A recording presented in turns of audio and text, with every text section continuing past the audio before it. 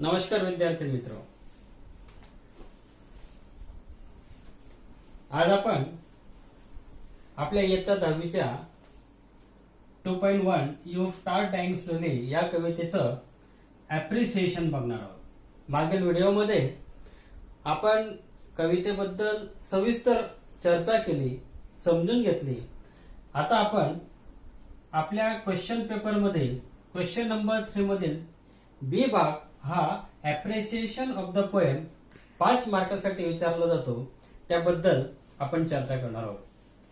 Dear students, we are going to learn the appreciation of the poem. It is also for 5 marks in our annual exam, term and exam or preliminary exam. So far as our board examination is concerned, it is very important and very simple question for achieving the 5 marks. So the instruction is like this: read the following poem and write an appreciation of it with the help of the points given below. विद्यार्थी मित्रो, सूचना दिल्यानंतर या ठिकाणी कविता दिलेली असते आणि या कवितेच्या खाली आपल्याला टायटल विचारलेलं असतं। टायटल मीन्स शीर्षक, कवितेचं नाव। मग या ठिकाणी आपल्याला कवितेचं शीर्षक लिहिण्यासाठी अर्धा मार्क्स दिलेला असतो। टायटल लिहायचं, you start dying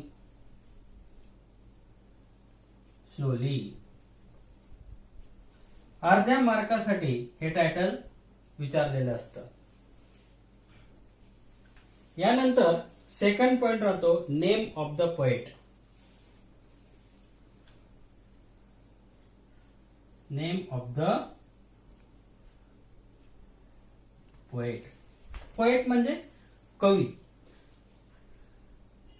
the person who writes the poem is called poet. कविता जी व्यक्ती लिहिते त्या व्यक्तीला कवी असं आपण संबोधतो। कवीचं नाव हे नेहमी कविता झाल्यानंतर सगळ्यात शेवटी राईट साइडला दिलेलं असतं, ते त्या ठिकाणी बघायचं आणि कवितेचं खाली जे पोएटचं नाव असेल ते लिहायचं। आता यू स्टार्ट डाइंग स्लोली या कवितेचे पोएट आहेत पब्लो नेरुडा। या पॉइंटचा सुद्धा अर्धा मार्क्स आपल्याला दिलेला असतो। बघा, कवितेचं नाव, कवितेच्या वरती शीर्षक दिलेलं असतं टायटल, तिथून लिहायचंय। कवीचं नाव म्हणजे पोएटचं नाव कवितेच्या खाली दिलेलं असतं, तिथून लिहायचंय। 1 मार्क अगदी सोपा आहे। नेक्स्ट पॉइंट असतो याच्यामध्ये राईम स्कीम।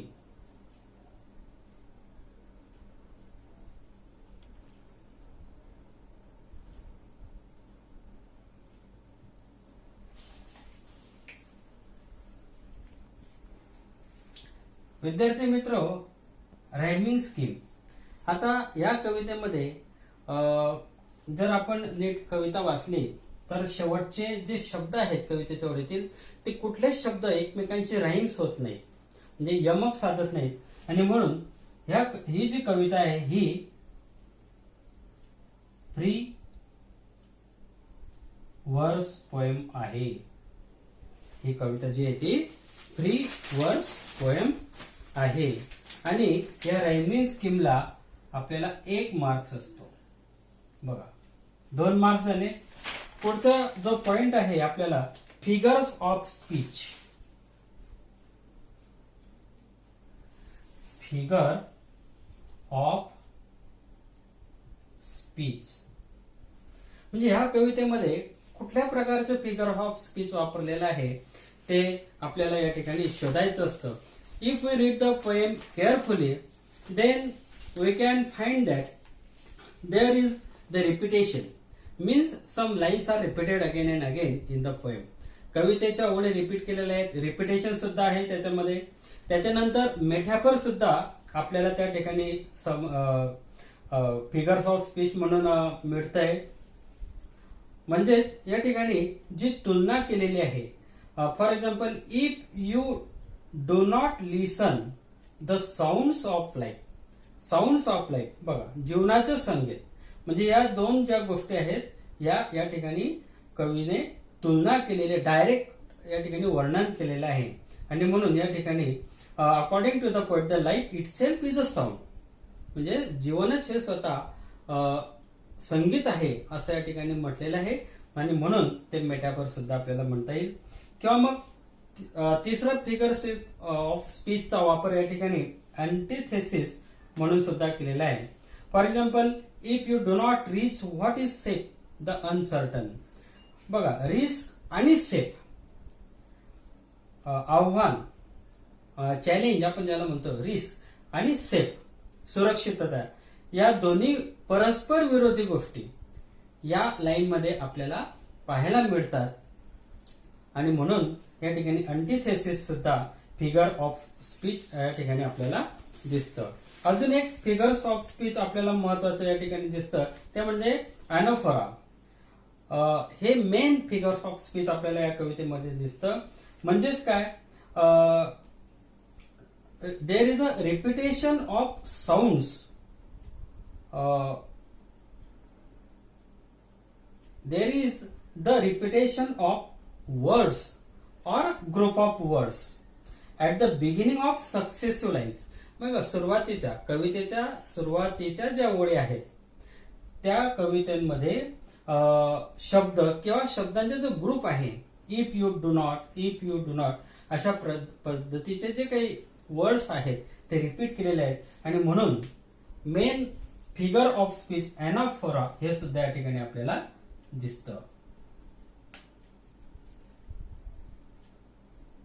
अॅनाफोरा किंवा तुम्ही लिहिलं रेपिटेशन,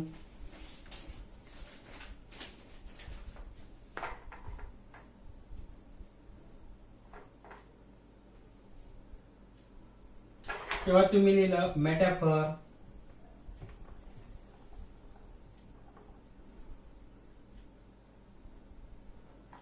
असं कुठलंही फिगर ऑफ स्पीच लिहिलं, एक, फक्त एक, तरी आपल्याला पूर्ण मार्क्स या ठिकाणी मिळतो.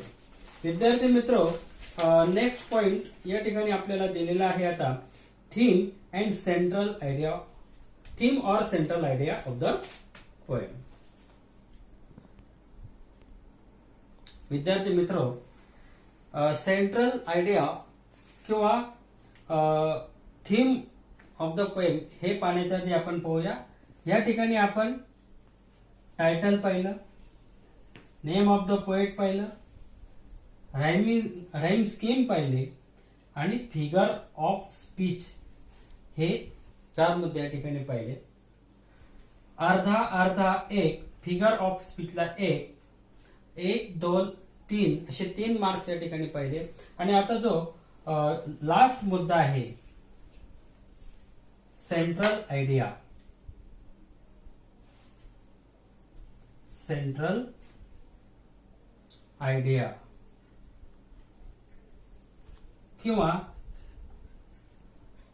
थीम, याला 2 मार्क्स दिलेले असतात. ते आता आपण बघूया.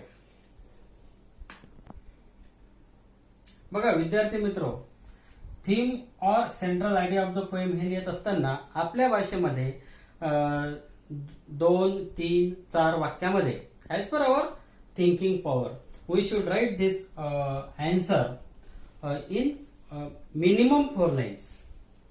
4 लाईन्स किंवा त्यापेक्षा एखादी 2 ओळी जास्तीची असली तरी चालेल, परंतु मिनिमम 4 लाईन्स मध्ये उत्तर असलं पाहिजे आणि ते आपल्या लँग्वेज मध्ये असलं तर खूप उत्तम.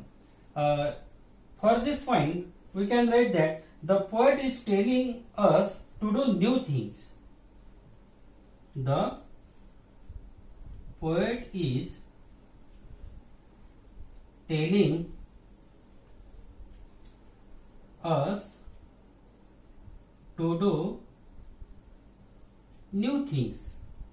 म्हणजे कवी आपल्याला या ठिकाणी असं म्हणतायत की आपण नवीन गोष्टी केल्या पाहिजेत. एव्हरी डे, प्रत्येक दिवशी नवीन गोष्टी केल्या पाहिजेत. And avoid negative thoughts. And avoid negative thoughts. त्याचबरोबर आपण जे निगेटिव्ह थॉट्स आहेत, नकारार्थी विचार जे आहेत ते आपण नाकारले पाहिजेत, अवॉइड केले पाहिजेत. त्याचबरोबर we should enjoy. We should enjoy of our life. आपण आपल्या जीवनाचा आनंद घेतला पाहिजे असं कवितेमध्ये कवी या ठिकाणी सांगतायत. त्याचबरोबर स्वतःवर विश्वास ठेवा. Trust your self. स्वतःवर विश्वास ठेवा आणि तुम्ही जे काही करणार आहे ते बेस्ट करा. And do your best. आणि सर्वात चांगलं करा. And love what you do as well as. त्याचप्रमाणे लव व्हॉट यू डू. तुम्ही जे पण काही कराल ते आवडीने करा, प्रेमाने करा, तुमचा इंटरेस्ट घेऊन करा. लव व्हॉट यू डू म्हणजे काय, आवडीने कोणती गोष्ट करा असं कवी या कवितेमध्ये सांगतायत. In this way we can write this answer in minimum 4 lines, and this is the theme of the poem or the central of idea of the poem. विद्यार्थी मित्रो, याला 2 मार्क्स असतात. म्हणजे असे एकूण 5 मार्काला आपल्याला अप्रिसिएशन ऑफ द पोएम हा भाग बोर्डाच्या प्रश्नपत्रिकेत असेल, प्रिलियम मध्ये असेल, टर्म एंड म्हणजे 6 महिन्याच्या परीक्षा असेल, पूरक परीक्षेत असेल विचारलेले असतात. अशी तयारी आपण प्रत्येक कवितेची करूया. निश्चितच तुम्हाला हा भाग समजलेला असेल. समजला का नाही बेटा? समजले तुम्हाला सगळ्यांना? Yes yes. तू बसलेला. हा. आता कॅमेरा समोर तू पाहतोय ना, हे सगळं तू समजलं ना? Very good. आता हे संपूर्ण मुद्दे व्हिडिओ थोडा थांबवून तुम्ही वहीमध्ये लिहून घ्या आणि छान पद्धतीने मग आपण जेव्हा शाळा चालू होईल तेव्हा भेटूया आणि आपण वहीमध्ये पुन्हा रीडिंग करूया, वाचूया, चेक करून घेऊया. आणि कुणाला असं वाटत असेल की काही चुकलंय का काय, मला स्क्रीनशॉट करून तुमच्या वहीचा त्या पानाचा फोटो पाठवा, म्हणजे मी चेक करून तुम्हाला लगेच पाठवेल. ओके, ठीक आहे मित्रांनो. Stay home, stay safe. अभ्यास सुरू ठेवा. शाळा बंद आहे पण अभ्यास सुरू आहे. आपलं शिक्षण सुरू आहे.